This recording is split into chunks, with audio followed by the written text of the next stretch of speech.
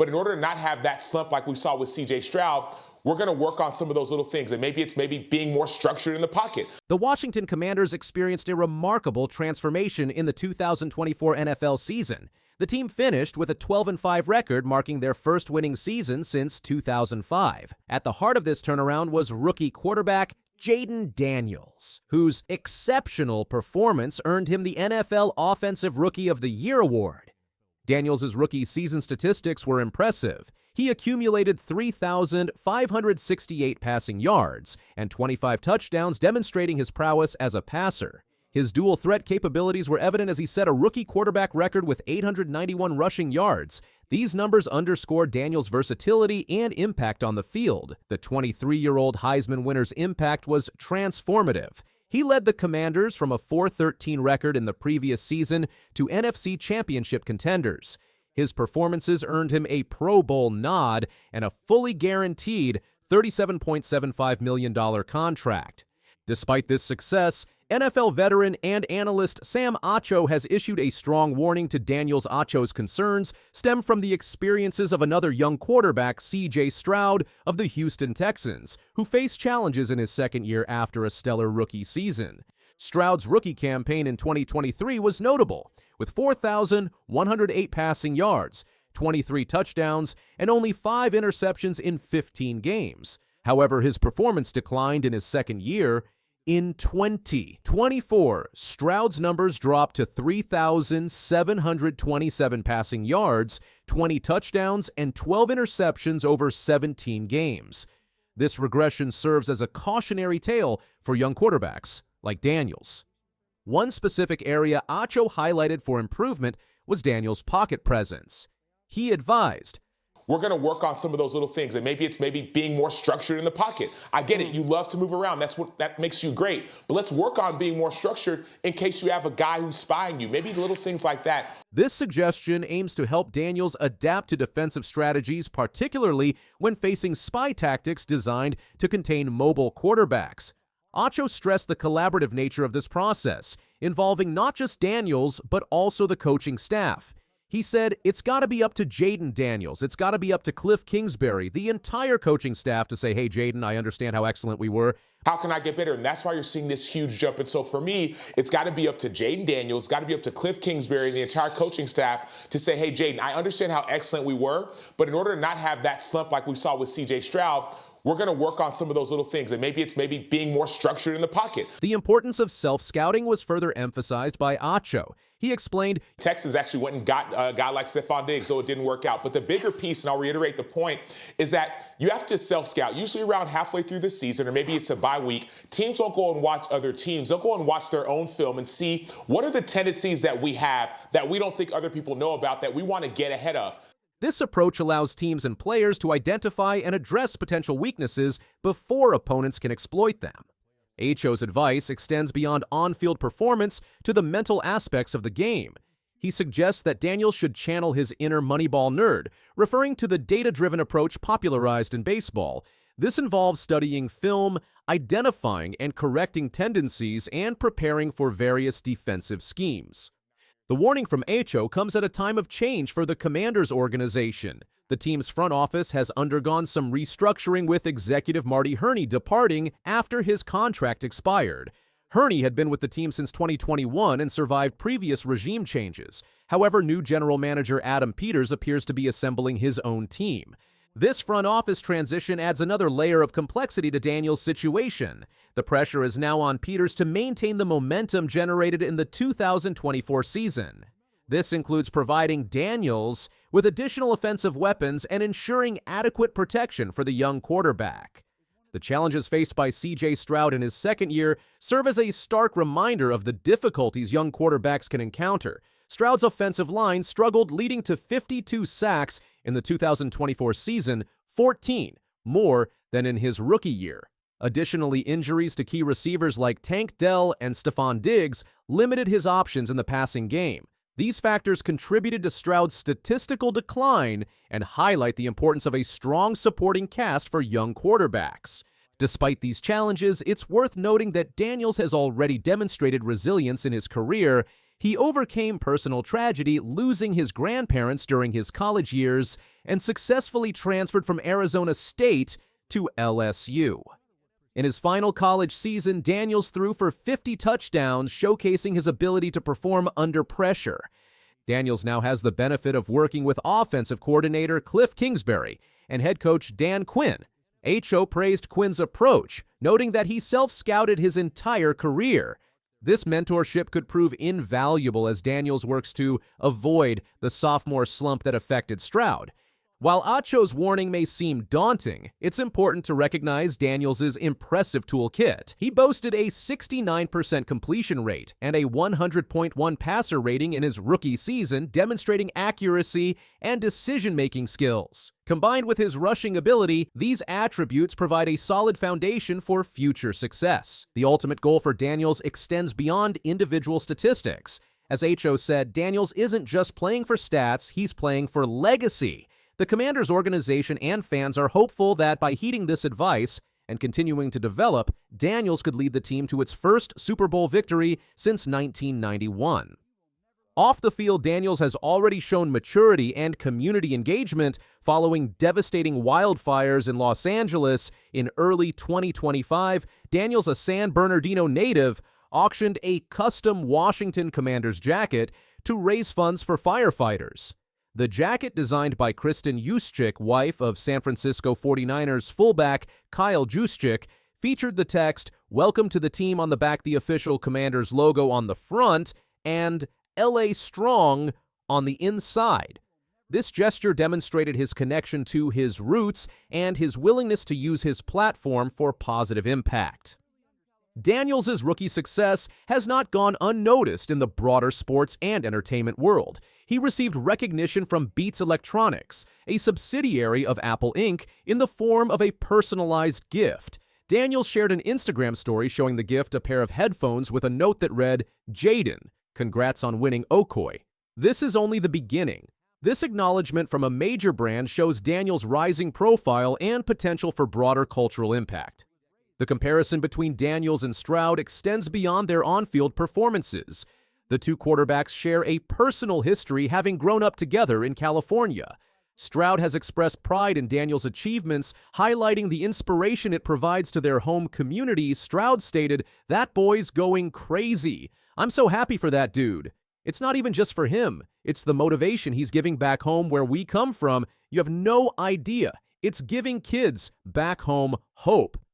Stroud's comments provide insight into Daniels' character and background. He said, as a person, he ain't had it easy. Just his background, losing his grandparents, and the city he's from isn't the easiest place to be brought up in. For him to beat the odds and do what he's doing, I'm so happy and proud. Stroud continued his praise, saying, "He had, in my opinion, the best rookie year of all time. That's what records are for. They're meant to break." This high praise from a peer who had his own exceptional rookie season shows the impact Daniels has made in his first year in the NFL. The Commanders' decision to draft Daniels was based on more than just his athletic abilities. The organization recognized his character and potential as a leader. This holistic approach to player evaluation has paid dividends, with Daniels quickly becoming the face of the franchise and a source of optimism for fans. The recent Super Bowl 59 has become a pivotal moment in NFL discourse, particularly regarding the Philadelphia Eagles quarterback Jalen Hurts.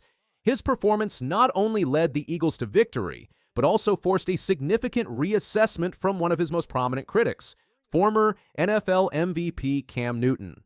Jalen Hurts made the most of every single opportunity, and I'm just so proud just to say that. And I've been extremely critical of Jalen Hurts. Yeah. Even so much so, like, interviewing him and us talking off the record is like, yo, bro, like, what's up? It was a little contentious, but sitting back and watching him perform, bro, I could not be more happy, because he's the guy that everybody praises athletes to be. Humble, don't be a distraction. He is the most disrespected football player, and in large part, rightfully so. Too much is given, much is required.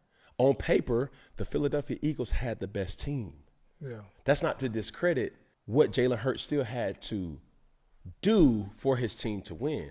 Everybody played a role in them winning the football game. And when it came down to making the plays, in the famous words of Stephen A. Smith, it can't be your fault. Yeah. So when it was his time to make a play, Jalen Hurts made the play more times than not, and that's why I give him the Super Bowl standout or the Rose spark plug. Prior to the Super Bowl, Newton had been vocal in his skepticism about Hurts' abilities.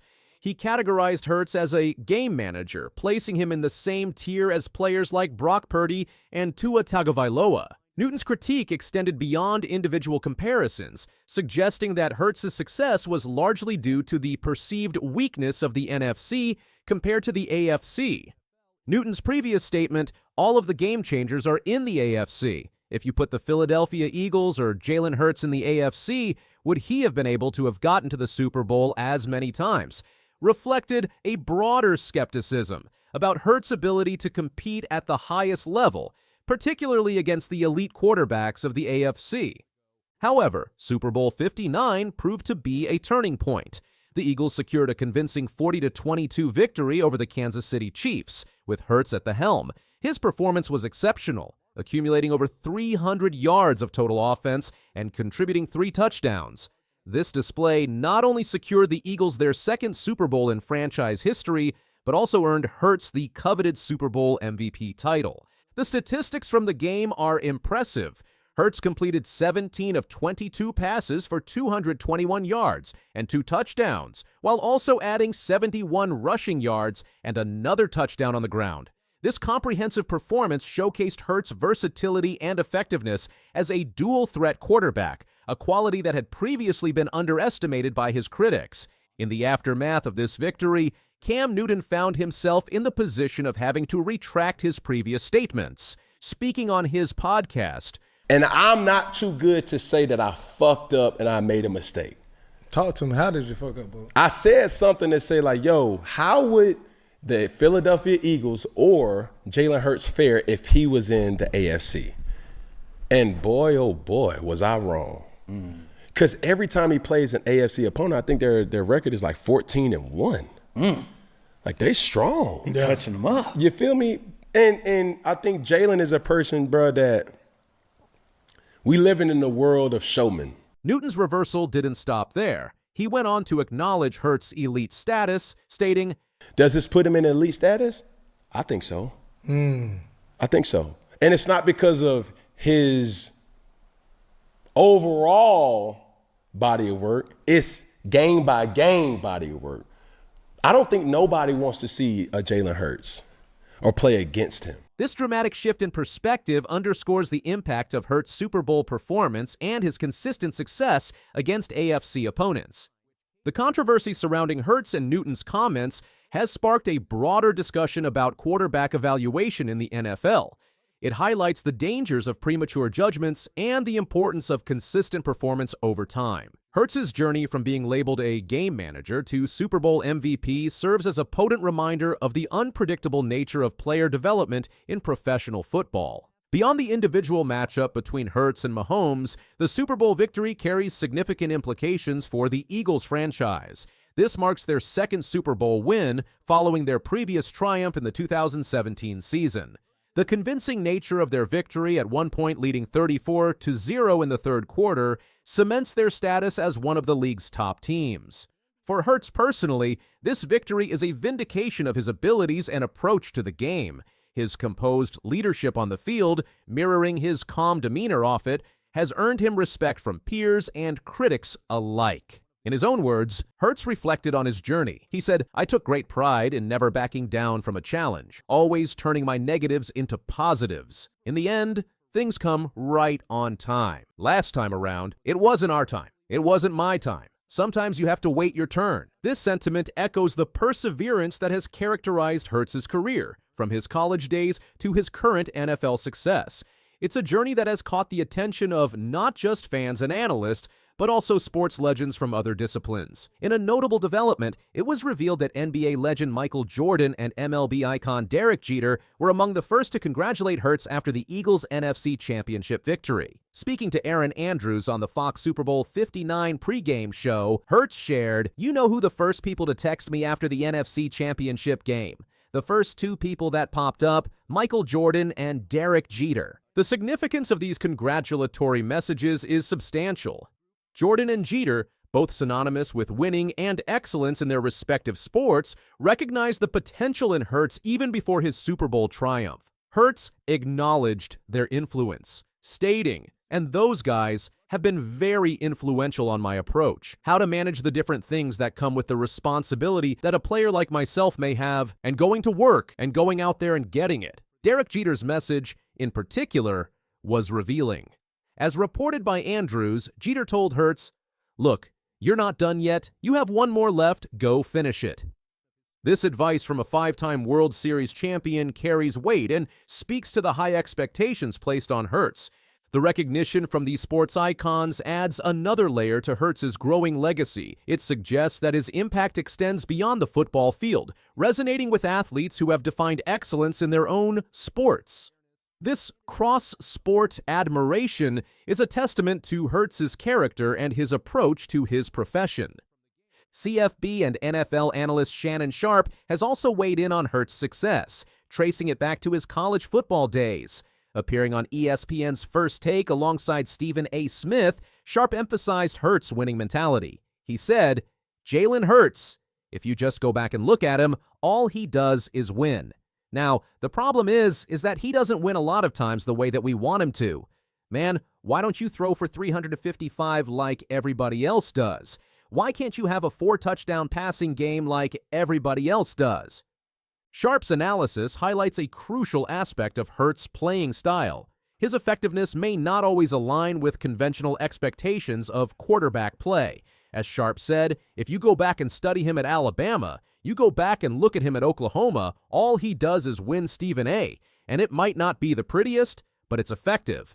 Man, Jalen Hurts has a lot to be proud about. This perspective sheds light on why Hurts may have been underestimated by figures like Newton.